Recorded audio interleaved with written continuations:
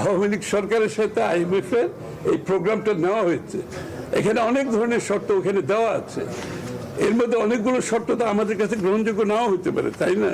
আমরা যে এই শর্তগুলো আমরা গ্রহণ করব সেটা জনগণের যদি কোনো ধরনের স্বার্থ সংরক্ষণে বাধাগ্রস্ত হয়, সেই সিদ্ধান্ত তো আমরা একটা নির্বাচিত সরকার নেব না। IMF এর সঙ্গে আগের সরকারের করা চুক্তির সব শর্ত মেনে নেবে না বর্তমান সরকার।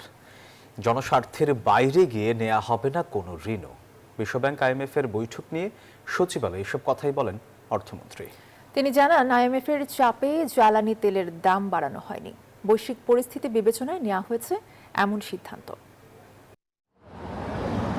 যুক্তরাষ্ট্রের ওয়াশিংটনে শনিবার শেষ হয়েছে বিশ্বব্যাংক IMF এর বসন্তকালীন বৈঠক, যেখানে অর্থমন্ত্রীর নেতৃত্বে যোগ দেয় বাংলাদেশের প্রতিনিধি দল। 6 দিনের বৈঠকে বিশ্বের বিভিন্ন আর্থিক প্রতিষ্ঠানের সাথে আলোচনা হলেও IMF এর ঋণের কিস্তি ছাড়ের বিষয়টি রয়ে গেছে অনিশ্চিত। ওয়াশিংটন থেকে ফিরে রোববার সচিবালয়ে সাংবাদিকদের মুখোমুখি হন অর্থমন্ত্রী। বলেন, ঋণের অর্থ ছাড়ের বিষয়ে আলোচনা চলমান রয়েছে, তবে দেশের স্বার্থবিরোধী কোনো শর্ত মেনে নেবে না তার সরকার। আওয়ামী লীগ সরকারের সাথে IMF এর এই প্রোগ্রামটা নেওয়া হয়েছে। এখানে অনেক ধরনের শর্ত ওখানে দেওয়া আছে, এর মধ্যে অনেকগুলো শর্ত তো আমাদের কাছে গ্রহণযোগ্য নাও হতে পারে, তাই না? আমরা যে এই শর্তগুলো আমরা গ্রহণ করব সেটা জনগণের যদি কোনো ধরনের স্বার্থ সংরক্ষণে বাধাগ্রস্ত হয়, সেই সিদ্ধান্ত তো আমরা একটা নির্বাচিত সরকার নেব না।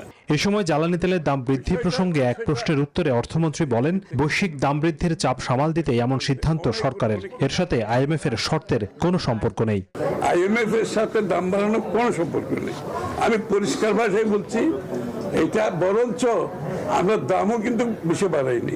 এইটা বাড়াতে হয়েছে শুধুমাত্র আমাদের তহবিলের উপর এত প্রেশার আসতেছে, আমাদের তো বাকি প্রোগ্রাম চালাতে হবে।